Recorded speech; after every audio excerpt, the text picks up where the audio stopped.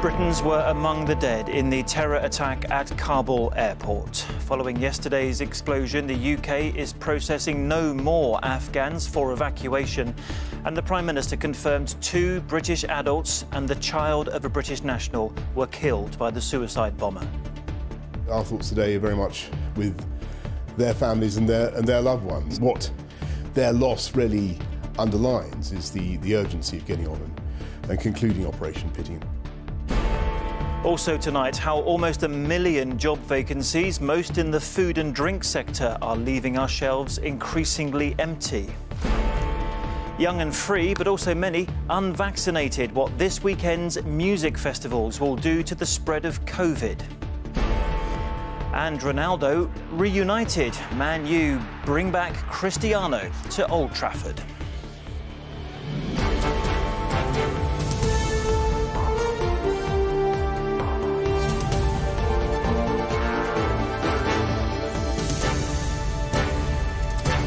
This is the ITV Evening News with Chris Shipp.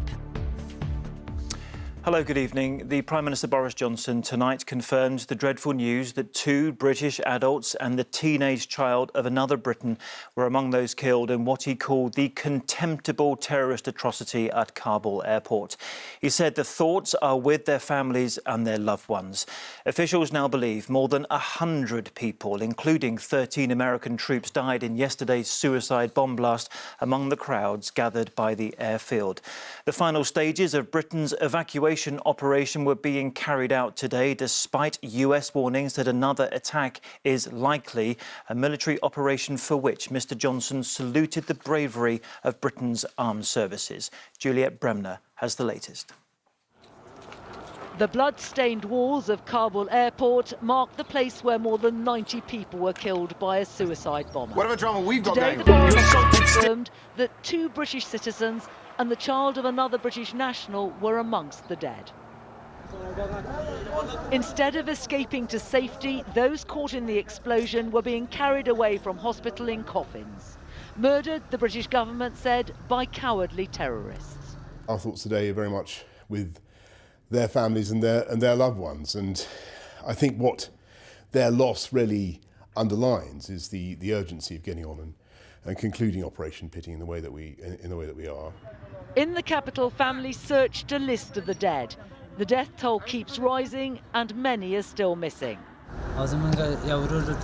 One of my brothers was at the airport, Abdul Majid explains.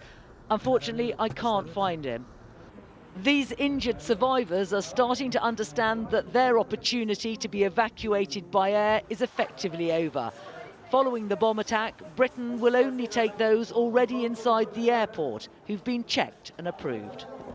Amongst those left behind, a former British interpreter, cleared to come last December.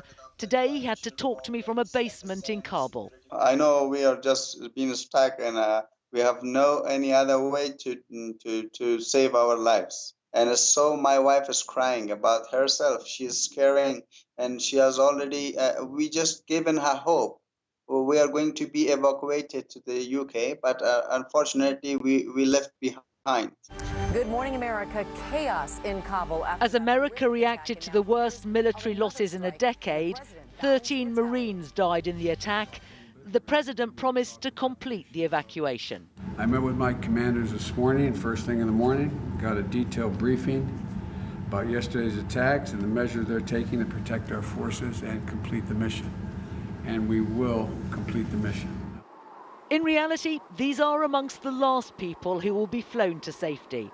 The British are already pulling out their troops, and the US forces won't be far behind them. Juliet Bremner, ITV News. To the United States then, and our global security editor Rohit Katru is in Washington. I mean, Rohit, the president threatened reprisals in that national address. What, in your view, are we likely to see? Well, that's a question that President Biden didn't answer. We've just heard from the White House, though, which has been saying that President Biden has been briefed by his military officials about potential target sites against ISIS-K. Perhaps most strikingly, he was also told that a second attack, another attack at Kabul airport, is highly likely. This is a really complex situation for the US administration, in part because President Biden has been forced to pick a side in this struggle between these two extreme groups, ISIS-K and the Taliban. It's now sharing intelligence with the Taliban, a potential propaganda win for ISIS-K. So it is trying to crush this group, but it may also actually embolden it too. Rohit in Washington, thank you. Around 1,000 evacuees were being processed in the final hours of the British operation in Afghanistan, but similar numbers are likely to be left behind. Boris Johnson expressed his deep regret that Britain hadn't been able to get everyone out. And as our political correspondent Libby Vina reports, their plight is now desperate news for many families here in the UK. With the airlift ending, more refugees are heading for Afghanistan's borders, some taking their chances in Iran, others in Pakistan. But only a few are being accepted. Many others are now desperate to leave, fearing retribution from the Taliban, among them one British passport holder who couldn't get to the airport. I feel like I'm abandoned. I feel alone. Am I going to hear jets come flying over and start dropping bombs? Like, I'm not safe from all sides. I don't know what's going to happen. This is the worst feeling. His brother, who lives in England, says he's never known him so scared and fears for the future. If they leave us there, I'm pretty sure things going to get a lot worse. Chaos going to erupt to the next level, and then I might not see my brother again. The Prime Minister today visited the Foreign Office Crisis Centre, helping evacuees. But what of those now being left behind? Some of your senior backbenchers say that the manner of our leaving, the fact that we are abandoning up to 1,000 people, fills them with shame and anger. What do you feel about it? I obviously feel a great sense of regret that we aren't able to get everybody out in this first phase, but I don't think you should in any way underestimate the scale of the achievement of UK armed forces. But what help Britain can offer after the airlift ends tonight remains unclear. For now, those fleeing the Taliban appear very much on their own. Libby Vina, ITV News, Westminster.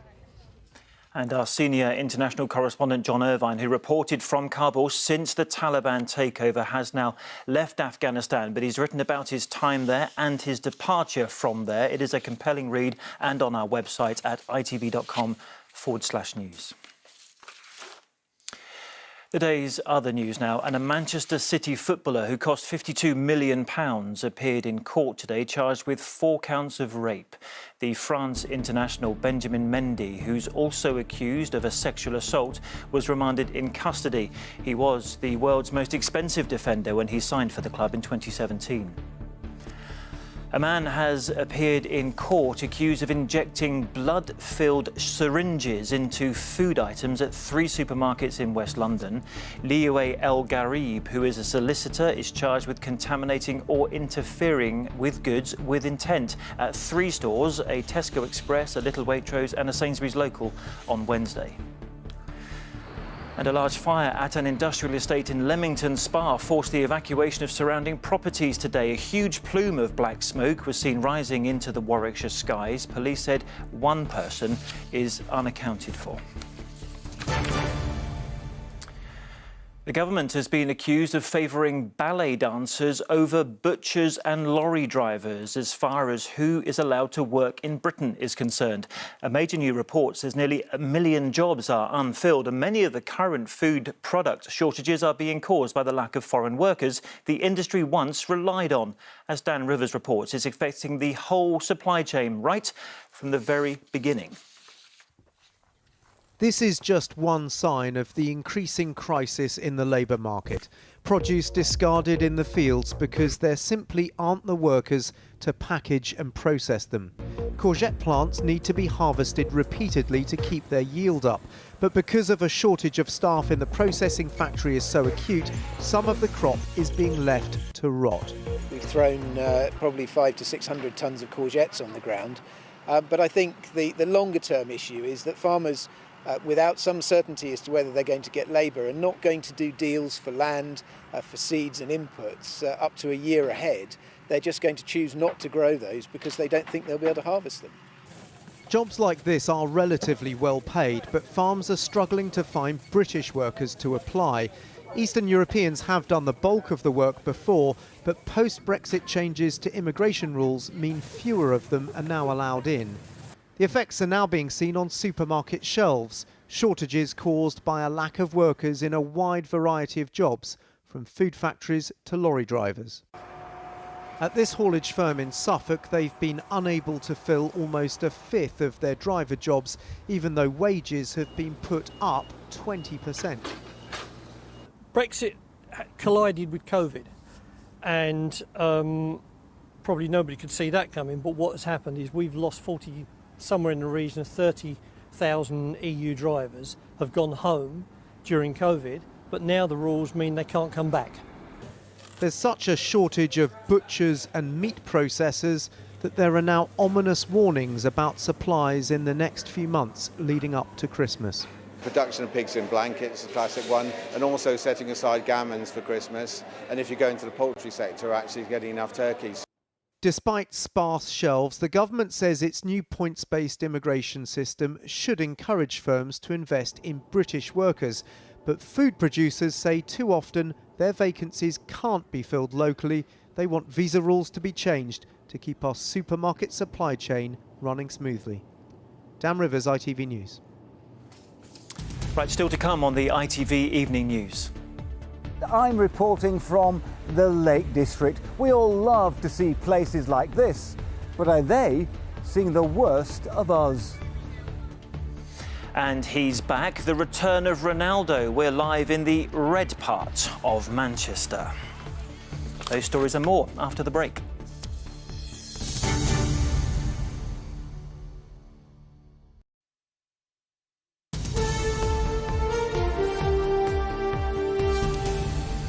Hello, welcome back. This bank holiday weekend, for most of us at least, sees the big festival season getting into full swing, but also an urgent plea to thousands of young music fans to get tested both before they go and when they return. According to the latest figures, infection levels have risen across all 4 nations of the UK, with the highest rates in the young. Rupert Evelyn reports from the Reading Festival. Music, the masses, and no masks. It seems like the recipe for COVID to mingle and work its way through the crowd, and in all likelihood it will. Everyone entering this site needs a negative test, and Reading Festival is doing what it can, but few here believe that it won't lead to a spike in cases. If you're going to get COVID, you're going to get it. The only way to not get it is really isolate. Stay at home, pretty much. It's just a bit scary, isn't it? Like, there's thousands of people here. It hasn't just gone away, has it? I feel like if you come here, you have to accept you're going to get COVID. I feel all right about it. I think if I were living at home with my family, I don't think I'd come. History this summer shows COVID spreads at mass gatherings. Almost 5,000 cases were linked to the Boardmasters Festival in Cornwall.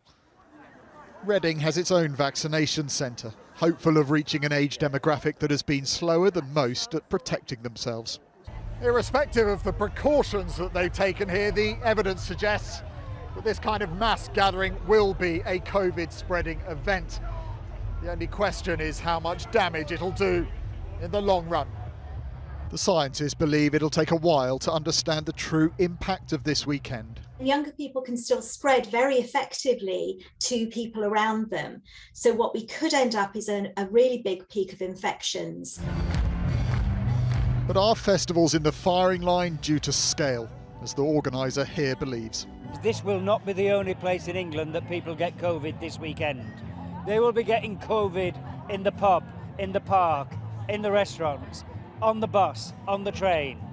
It's here. It's here forever. It's not here because of festivals. It's just here. A rise in cases is seemingly inevitable. Hopefully that won't translate to hospitalisations, although there are no guarantees. Rupert Evelyn, ITV News, Reading. Meanwhile, Scotland's First Minister has ruled out a circuit breaker lockdown despite a record number of reported COVID cases. 6,835 people tested positive in the last 24 hours in Scotland. Nicola Sturgeon urged everyone to stick to the current COVID guidelines. Now, it's not just the travel industry that's taken a heavy hit from the pandemic. The sudden surge in staycation holidays this year is also taking its toll on some of the most picturesque parts of Britain. Places like the Lake District are struggling to cope, be it the trails trodden down or the litter left behind, as our consumer editor Chris Choi reports. The glorious Lake District. It leaves a big impression on any visitor, but look at the impact some tourists have left on it. They're just leaving barbecues and all sorts of things all over the place, setting fire to tree bases and leaving the rubbish there, dirty nappies stuffed in walls. We feel as if we're prisoners in our own village because they just don't care about us. And there's environmental impact like this as people leave footpaths. We'll have to remove all of this, returf it and reseed it. Why are people doing this?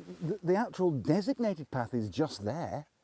We're getting a large increase of visitors who've come here for the first time, and it's really a matter of education. A helicopter is needed for repairs as more walkers means more erosion. Most of the visitors are taking advantage of the outdoors. Clearing up after a minority of visitors is taking resources away from important work. It has an impact on the amount of work we're able to do to support conservation and wildlife. That's a terrible shame. I wonder if people realise that when they're littering and leaving camping gear behind. I think it's probably furthest from the mind, to be honest. Problems have been reported across the UK with fears of over-tourism, antisocial behaviour, noise complaints and scenic routes under siege. Some now believe visitors to national parks should face an environmental charge to cover clear-up and conservation costs. But do tourists think such a charge would be reasonable? Phil and Jackie Gale are here from the Midlands. If it's not too extortionate, I would actually pay for that. Because if you think about other places that you would go to in the world, it may be on a plane. You know, there's taxes and other hidden costs that you would have to pay. It's reasonable to say those people who are causing that, we're going to ask you to pay. Changes may be needed to keep this unspoilt countryside unspoilt. Chris Choi, ITV News in the Lake District. Sport now, and this we are sure will be music to the ears of many Manchester United fans because their former idol Cristiano Ronaldo is on his way back to Old Trafford. It's 12 years since the prolific goalscorer left the club. Hannah Miller is at Old Trafford for us. Hannah, I'm sure there must be a fair bit of excitement there. There certainly is, Chris. The club said tonight that everyone here looks forward to welcoming Cristiano back to Manchester. One of his teammates-to-be, Marcus Rashford, simply said, "Wow, wow, wow, he's home." He would have just been a child when Ronaldo first signed for United back in 2003 under Alex Ferguson.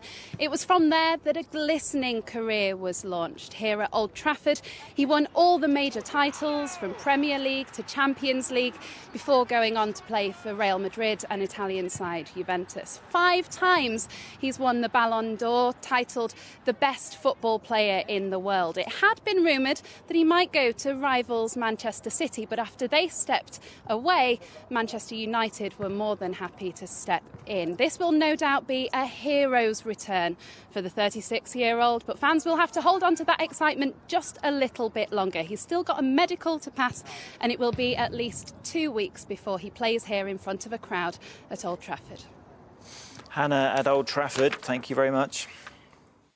To Tokyo now, and 3 more gold medals went Britain's way at the Paralympics today, as well as a hatful of silvers and bronzes. 2 of the golds were scooped in the swimming pool and 1 in the velodrome, where Kadina Cox produced a dramatic world record ride to clinch victory in her time trial. Sangeeta Lau has the action. Cox begins her race for gold. She was the last to ride in the cycling final, but Kadina Cox showed no signs of pressure. And she's done it in fantastic style. Not only did she defend her C4 and 5-time trial title, she did it in a world record-breaking 34-second run. That was absolutely exciting. Watching from Leeds, her sisters always knew she could do it. As soon as she won the medal, everybody's posting on the family chat, yes, Kadina, you've won. Everybody's just so excited, so proud. And on day 3 in Tokyo, the Paralympics GB team have continued to shine, winning 11 medals. In swimming, Hannah Russell retained her S12 backstroke title, just holding off Russian Dara Pikolova by 1/3 of a second. And it's gold to Great Britain! It's gold to Hannah Russell! And keeping everyone on the edge of their seats too, Rhys Dunn won gold in the S14 freestyle by 0.34 seconds. He's going to claim gold for Great Britain! Bethany Firth, though, just missed out on the top spot in the S14 freestyle. It's silver for Bethany Firth. And in the dressage, Natasha Baker added a silver medal to Britain's tally, unable, though, to add a 6th gold to her own. In her Paralympic debut, Olivia Broom won bronze with her own personal best lift, a moment she had always dreamed of but never thought possible until now. Being in the Paralympics was always something that I'd wanted to do. So now to call myself a Paralympian and a medalist, it's the best thing. And in fencing, the men's épée team won bronze, something these young Paralympians have worked 5 years for. Every moment worth it for an impressive day 3 of the Games for Paralympics GB. Sangeeta Lal, ITV News.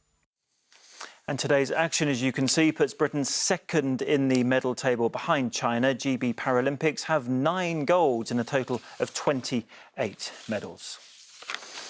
Finally from me, Whipsnade Zoo in Dunstable is welcoming the latest addition to its rhino family. Baby Nandi was born earlier this week. Have a very close look at her. A very rare southern white rhino calf, Nandi, which means sweet one in Zulu, is sticking close to her mum Tuli and her dad Sizzle. And that's all for now. Charlene is here at 10:20 tonight from me and everyone on the evening news team. Bye-bye.